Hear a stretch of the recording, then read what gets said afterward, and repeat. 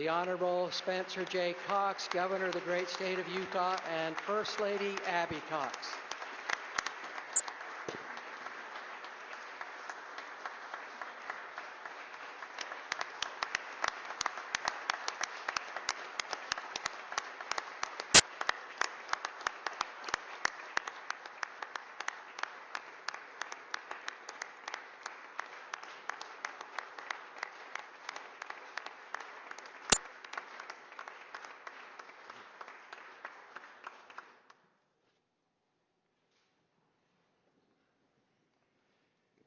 Speaker Wilson, President Adams, legislators, justices of the Utah Supreme Court, Lieutenant Governor and Gabe Henderson, First Lady Abby, and my fellow Utahns, thank you for giving me this opportunity to address you this evening. Now, not far from where we are seated tonight sits one of Utah's most recognizable landmarks, the Salt Lake Temple. Construction began in 1853 with progress agonizingly slow as the large granite blocks had to be quarried 20 miles away. It took 4 days to haul each of those individual stones to the construction site. And then the unthinkable. After 10 years of painstaking labor, workers noticed that the foundation stones were cracking. I can't even begin to imagine how devastated those settlers felt. I'm sure they desperately wanted to just move forward. Surely there had to be another way. But they knew that such an important building for them would never stand the test of time if the foundation was not sure. And so, with grit and renewed determination, they did what they knew they had to do. They made the gut-wrenching decision to start over. It took another 30 years to complete, but 130 years later, that building still stands as a tribute to their sacrifice and tenacity. Now today, if you drive by that iconic building, you can actually see some of those stones because the foundation is once again under construction. Even though the building and structure are in perfect condition, the decision was made to use new technology to fortify the foundation against a catastrophic earthquake. This building, where we meet tonight, has gone through a similar renovation. You see, here in Utah, we build things to last. And when we learn a better way to do the job, we start back over and we build it again. Tonight, we find ourselves in a similar period of building and rebuilding. We meet in an extraordinary place in extraordinary times. So much has changed because of this pandemic. Even the nature of this speech has changed to keep people safe. Every one of you has been tested for a virus we knew little to nothing about 1 year ago. You're all wearing masks. The galleries are empty. Your spouses and guests and staff are all watching from home. I've also significantly shortened this speech from its usual length, making it, we believe, and Ron Fox confirmed today, the shortest State of the State speech in Utah history, something most of you will see as a silver lining of this pandemic and worthy of a Norm Thurston standing ovation in better times. And in the name of brevity, I've even removed the carefully orchestrated applause lines, which probably wouldn't work anyway without some strategically placed staffers like Mike Maurer to remind you when to clap. But of course, these modifications pale in comparison to the incredible changes and innovations and sacrifices made by the people of Utah over this past year. More than 1,500 Utahns are not with us tonight because of this insidious disease. Our healthcare professionals, public health servants, first responders, businesses, workers, seniors, and children, truly every single citizen of this state has made enormous sacrifices to save lives and keep our economy open. Tonight we salute you, and we say to all Utahns that help is on the way. Vaccines are being administered as we speak. The changes we have made to vaccine distribution are working, and the end to this pandemic is in sight. And as we speak of sacrifices, can I say a word about our teachers? Never in the history of our state have we felt your influence or needed you more than we need you right now? You have pivoted on a dime and figured out ways to do what seemed impossible. In one school, with an extremely high-risk teacher, school officials actually figured out a way to repurpose a classroom that had a room within a room, one with glass windows to keep the teacher safe. Every day, that teacher enters his room and stands behind those glass windows with a microphone and speakers so that he can see his students, including my son, through that glass and teach them in person, while his own children have to take classes online at home to protect their dad. So that teacher is my brother. And he represents every one of our teachers who has worked themselves to the bone to keep our kids safe and keep them from failing and falling behind. They deserve our respect, and they deserve a raise. I'm grateful to you legislators who agree and have pledged historic education funding this year, including $112 million in bonuses for our teachers. In addition, I have proposed a nearly 6% increase in our state's education funding, more than $400 million in all.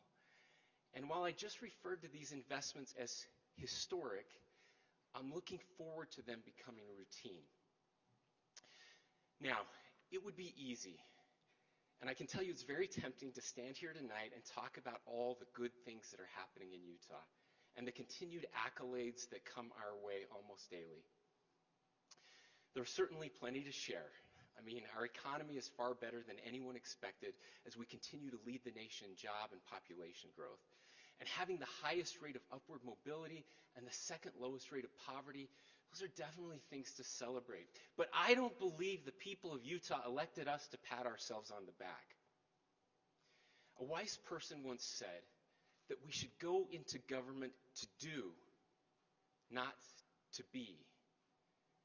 And this pandemic has shown us that after celebrating 125 years of statehood, there may be some cracks in our foundation that need our attention. The Constitution of our state guarantees a high-quality education, and yet I fear that is not happening in every corner of our state. We all agree that it is better to teach a man to fish than to give him a fish. There's nothing controversial about that. However, in many of our more affluent neighborhoods, we teach our kids how to fish, and we give them a speedboat, a graphite rod, and a fish finder. And you know what? Those kids can fish. But in too many of our rural communities and communities of color, we give kids a stick and a string, and then we can't figure out why they don't catch as many fish. You see, education has always been called the great equalizer, but it can't be that way if our kids are not treated equally. Ladies and gentlemen, I truly believe that this concept of educational equity is at the heart of so much of the pain and division in our country right now. A high-quality education can change everything. It's the key to unlocking intergenerational poverty. It's the key to disrupting the criminal justice pipeline. It's the key to unlocking the American dream. And it's the right thing to do. But it's hard. It means replacing some of those foundation stones that are cracking. It means changing the way we fund schools. It means challenging some of our long-held assumptions and setting aside what may be good for your own individual school and district to instead support the best interests of the state. Those are tough choices. Over the past year, we've had some critical conversations around race and justice. And if I can be so bold, putting up a sign or joining a rally isn't enough.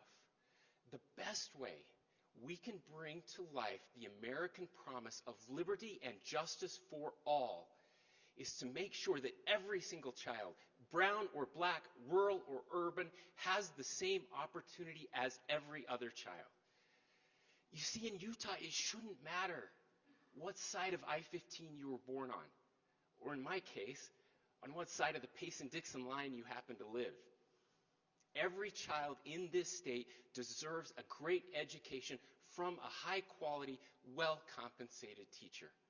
I ask you to join me in this effort. Now, our state continues to grow at an unprecedented rate. With this growth comes additional challenges. You know what they are. Air quality, transportation, water, and the cost of housing are all the types of foundational cracks that could derail our success and the opportunities for future generations. In the spirit of brevity tonight, I would encourage each of you to read our recently published One Utah Roadmap. It's a plan for the first 500 days of the Cox-Henderson administration. It has detailed goals and initiatives to deal with these issues and strengthen our foundation. And like those past leaders, we have a duty to make the hard and smart decisions that will improve our future. In fact, thanks to the past actions of many in this room and my predecessor, Governor Gary Herbert, this legislative session, we have the most unique of opportunities. A chance to reduce taxes and provide historic investments for infrastructure.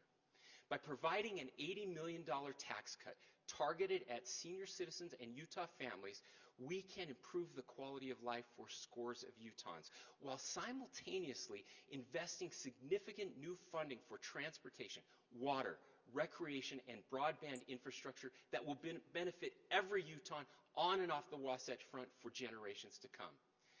These investments will finally make it possible to stop exporting our kids to other places, from rural Utah because we lack jobs, and from the Wasatch Front because they can't afford to live here. But make no mistake, the greatest infrastructure investment of all is investing in our people. All the jobs in the world are meaningless if our people aren't qualified for those jobs. Job growth or GDP growth must never be seen as an end in itself. Economic growth is merely a means to an end, and that end is that the people of Utah can achieve the American dream. To help accomplish that goal, I have proposed significant increases in job training, upskilling, and more money for our trade and technical educational institutions. We must overcome once and for all this terrible idea that every child needs a bachelor's degree to be successful. It's bad for our kids and it's bad for our economy. Helping our children and adults find the pathway that is right for them will strengthen families and strengthen our economy. Now, the last foundational crack that I want to address is that of contempt, tribalism, and discord that has rocked our nation over the past few weeks.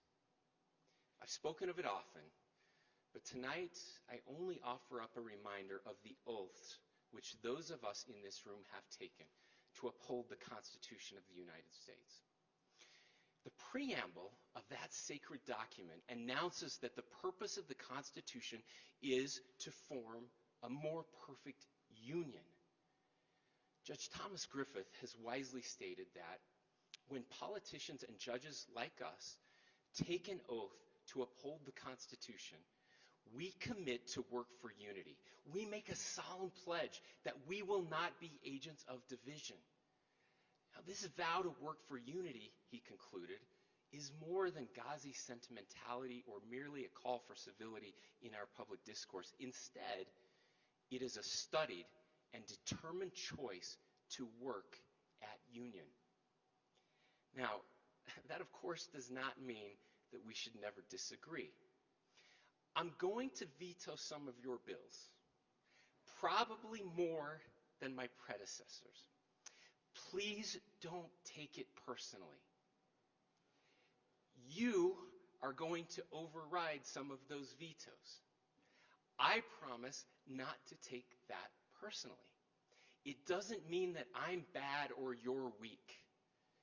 It's simply part of a process, a gloriously messy and inspired process. But there must be no room for contempt or hate. We are friends. We must always be friends. Now, I've spent a great deal of time talking about fixing the cracks in our foundation. But let me be very clear about one thing. Government was never designed to solve all of our problems. I don't mean that as a partisan or political statement, but as something I have seen up close and personal for many years.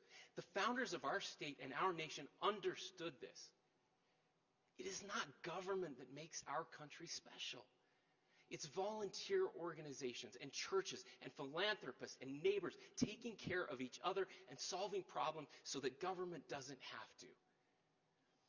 In short, if we want smaller government, we need bigger people. Instead of protesting at a healthcare leader's personal residence, consider taking some time to volunteer at a local food bank. Instead of posting one more time on Facebook, walk across the street and check on your neighbor. Instead of listening to another talking or screaming head on cable news, try listening to a new friend who looks or thinks a little different than you. My fellow Utahns, let me conclude with one more brief story from those early rugged settlers of our state. As a group of those early pioneers were on their way to Utah, they were crossing a particularly difficult patch of land when the wagon of the first territorial governor of our state, Brigham Young, and several others got stuck in a sandbar. Undaunted, a faithful member of that group asked if they should pray. To which he replied, "Pray? We prayed this morning. Let's push." Ladies and gentlemen, now is our time to be bold in tackling the tough issues. Now is our time to be fearless in examining our flaws. Now is our time to reject hate and make opportunity available for all Utahns. Now is our time to push. My friends, the state of our state is hopeful. And the state of our state is resilient. May God bless each of you, and may God bless the great state of Utah. Thank you, and good night.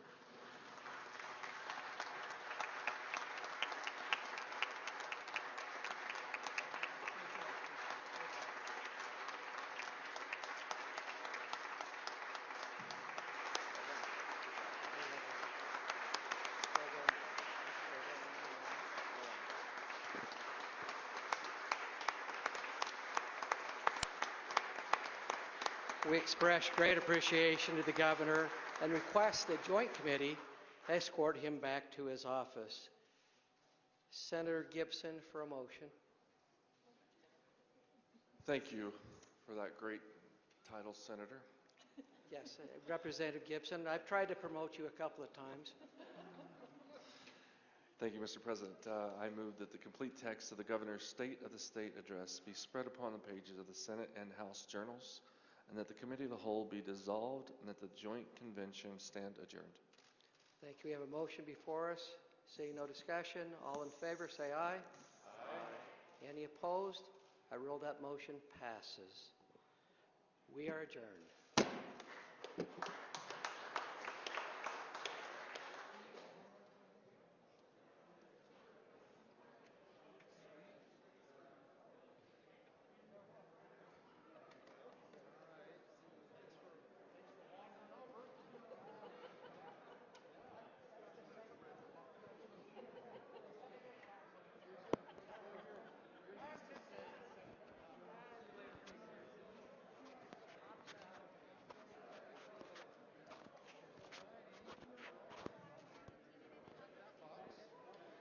I don't think so. I'm just going to get my my computer set back up. So get ready for tomorrow. But thanks for your time.